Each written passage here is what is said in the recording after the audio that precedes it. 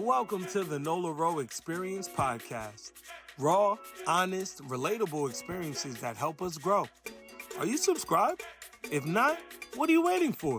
Go! And please, leave a review and help us grow while you're at it. Thank you. On today's episode of the Nola Experience podcast, a super unpopular opinion, we're going to find out what you don't know, of course the SOA Q&A, and today's happy habit.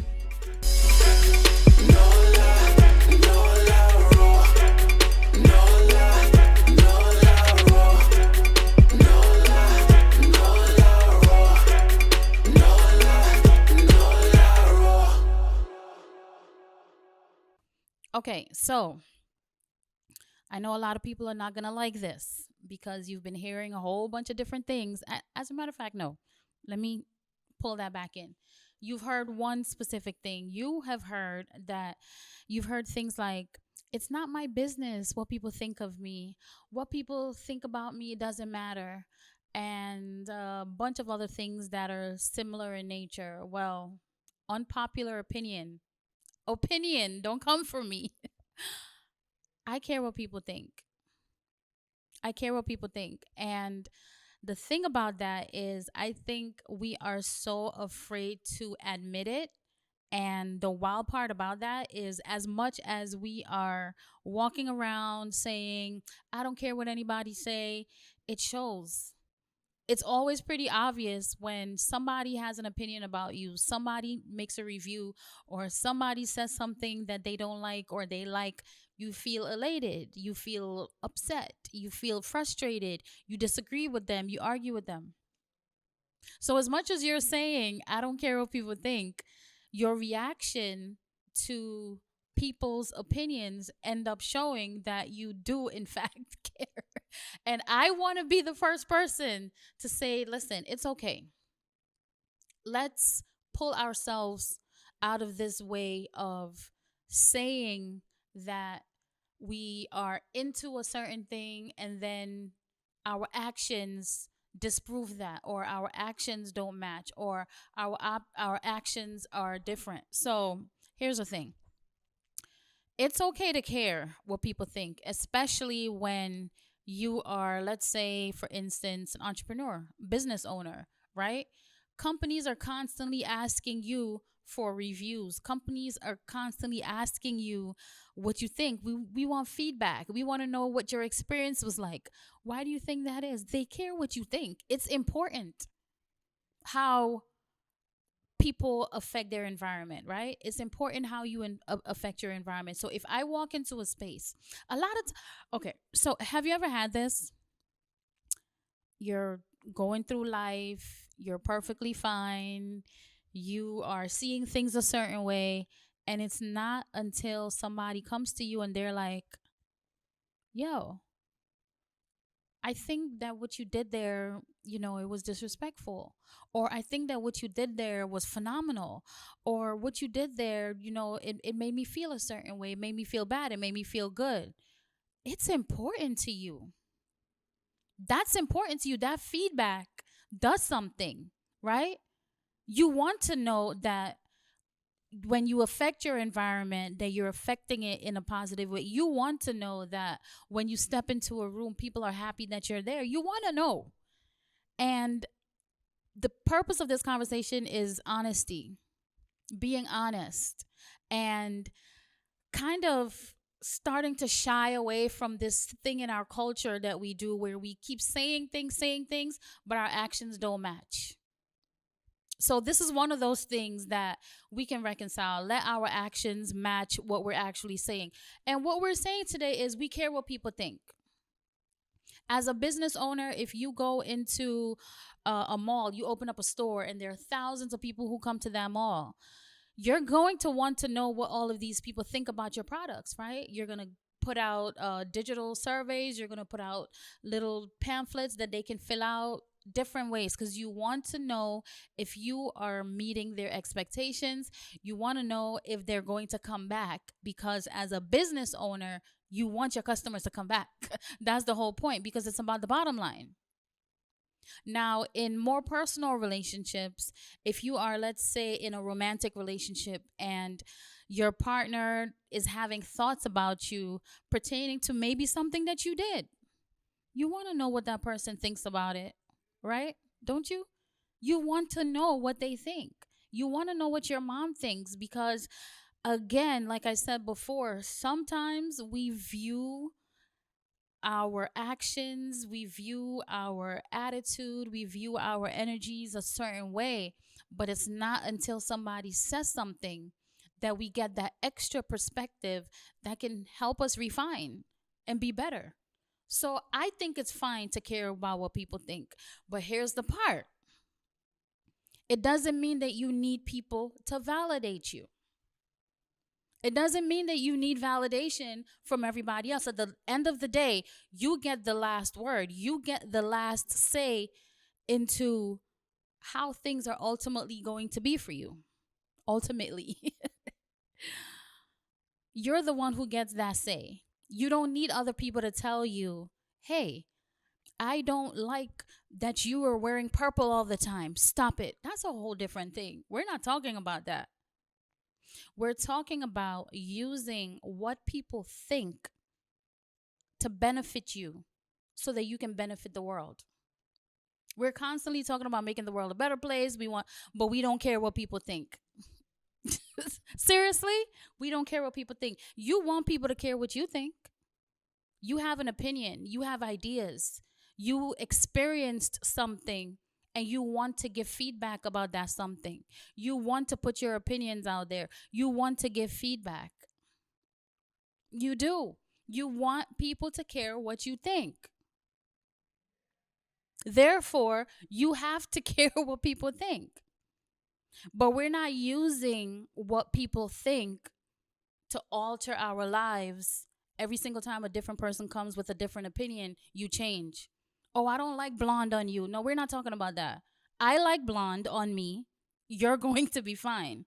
But if I come into a room and my attitude is funky and my energy is off and I'm consistently just messing with the energy space, especially when there are multiple people around me and they're affected by it, I want to know what you think, especially if it's unintentional and I don't know that I'm doing that, and somebody checks me, or in a loving way they tell me, hey Nola, every time you come you do da da da da da, and we feel da da da da da.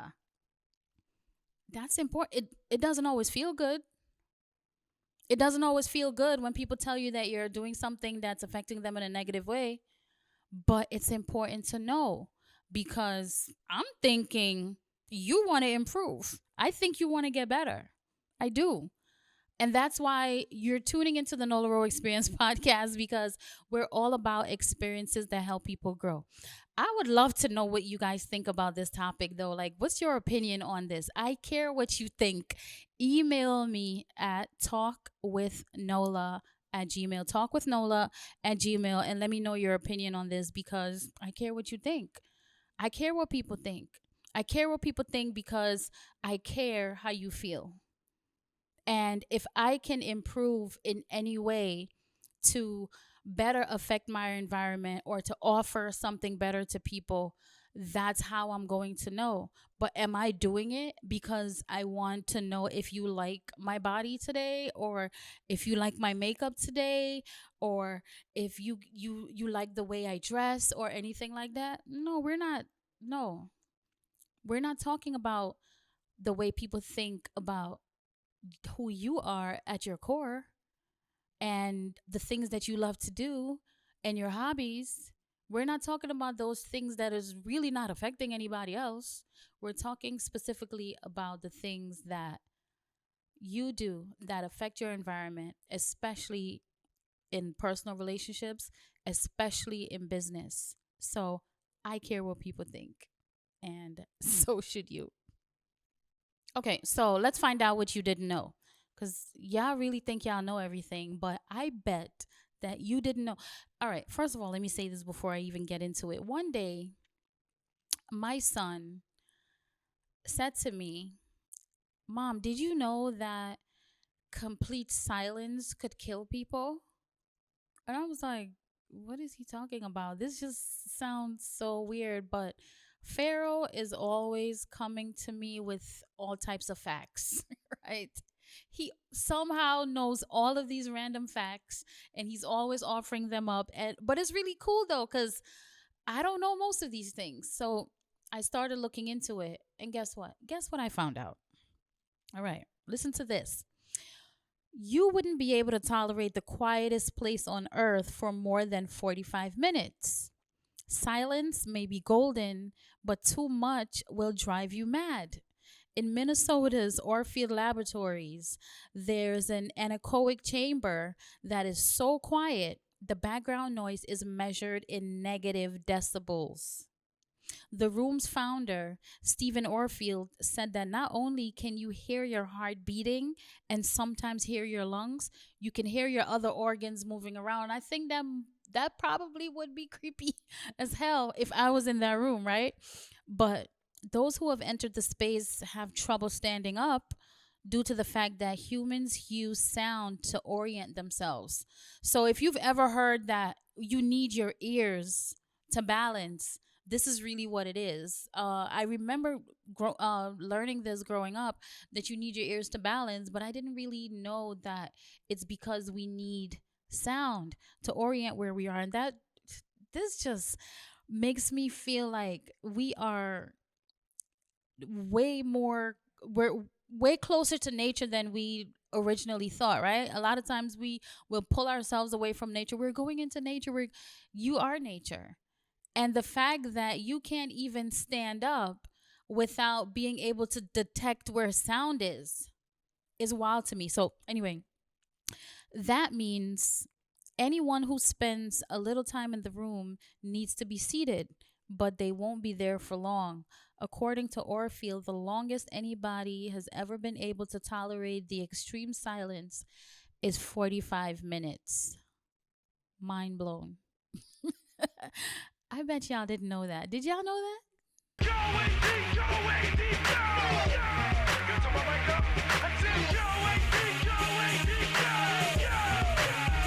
What is the craziest moment I've had with a parent in public? My parent? um, there have been so many, but I always like to go with the first thing that comes to mind. And the first thing that popped in my head was being in a super crowded, super noisy environment and looking up across the room to see my mom. My mom is on the other side of the room, and I see her go into a fight stance.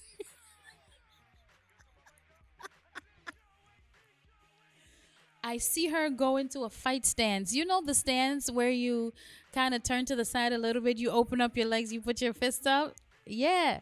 She goes into this position, and I'm like, I stood up. I'm like, whoa, what's happening with my mom?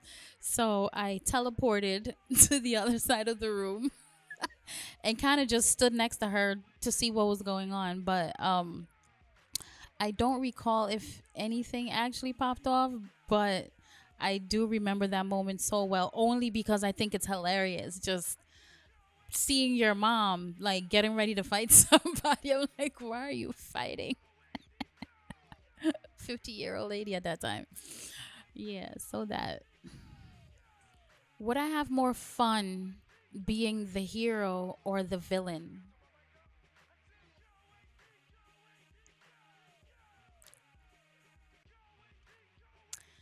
I don't find it enjoyable. Like I said earlier, I care what people think.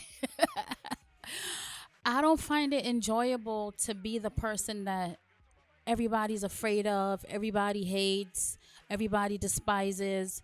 I'm sure that villains have their tribe and they have a few people who are with them, and they're like, yeah, I get it. I get it. I'm totally with you.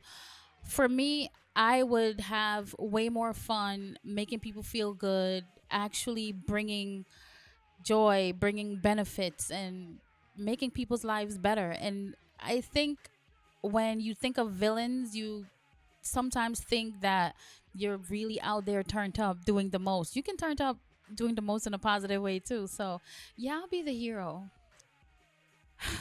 How do I know my memories are real? I don't. I don't.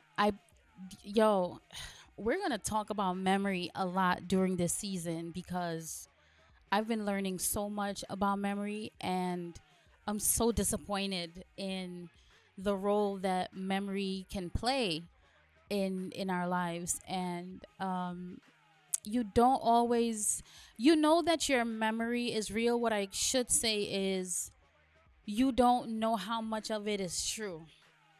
So if it's not true or you're uncertain about it, is it real? I don't know. We'll figure it out. Okay, so today's happy habit: meditate. Meditation. There are some people out there who still feel like meditating is this foreign thing that the Buddhists do, and other people don't do it as well. So what's the point? Listen, it doesn't have to be anything over the top. It doesn't have to be extensive. It could be a moment. And as a matter of fact, if you ever sit there and contemplate something, that's a form of meditation. If you're like super focused on one idea, even if it's for a second, even if it's for a minute, even if it's for a few minutes, that's a form of meditation. Now, what's the point of meditation? Slowing down, pausing, giving yourself the opportunity to see clearly, to be centered, to understand what's happening around you. Now, if you've been paying attention, I love using driving analogies for everything or almost everything. So imagine you are in a speeding car and you're just zooming through a neighborhood. Now imagine you are either in the back seat of that car or not in the car at all and you're standing still. Do you see the progression of speed? In one scenario, you're zooming, the other one, you're still moving, but because you're not fully in control of everything, you get to pay attention more. And then the other one, you're actually standing still. Now, you can meditate. The analogy about being in the back seat of the car is still a form, you still get a chance to do that because you're not moving as fast. You're slowing down. You're not in control of everything. You're getting an opportunity to observe. Now, the one where you're standing still in that neighborhood, you get to see the coffee shop. You get to see who's standing in front of the library. You get to see who's on the corner. You get to see a dessert shop. You discover this gas station you didn't even know was there. You find the flower shop. You start seeing all of these things. And tell me if this has happened to you. Has this ever happened? You're walking somewhere. You've been in this neighborhood for a long time. And one day out of nowhere, you're like, hold up. I've never seen this place before. And you probably ask the people inside, how long have you guys been here? And they're like, we've been here for 15 years. Longer than you. But you've never noticed that place before because you're not paying attention. For maybe you didn't give yourself an opportunity, or maybe you didn't have the opportunity to slow down and observe. And that's what meditation does. When you pause and you slow down, you give yourself a chance to see what's going on around you, to observe, and you get to see more. You get to understand more. And when you get to make better decisions because you're able to observe more, guess what? You don't get to live a life where you are at the mercy of things happening to you. When you're not making decisions, I promise you other people are going to make decisions for you, right? But when you get a chance to make decisions for yourself, you're not going to be trapped in this whole things are happening to me, I can't control them. you get to make decisions. You get to control your life as much as you can. Now, sidebar, we don't always get to control everything because we're not alone. Once you step into a space with somebody else, if they do something that's out of your control, it can affect you. So I get it. Things are not always in your control, but the things you can control, if you slow down and you take a second and you pause, you get clarity, you get centered, you get to observe. And when you observe, you make better decisions. When you make better decisions, you get more control over your life. Now you can start with 1 minute. Put a timer on your phone. Sit there for 1 minute. You don't have to do anything special.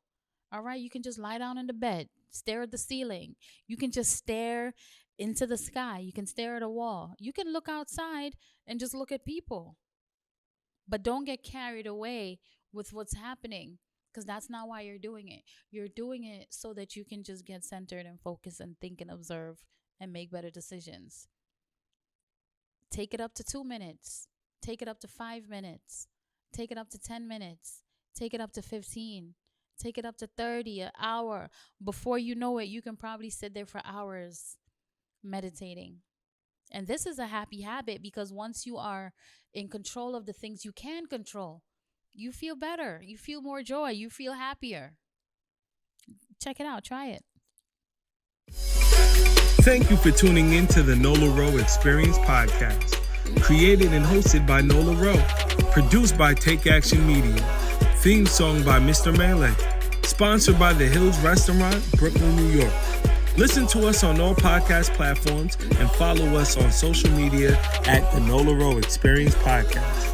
Visit thenolaroexperienspodcast.com and connect with us via email at talkwithnola@gmail.com.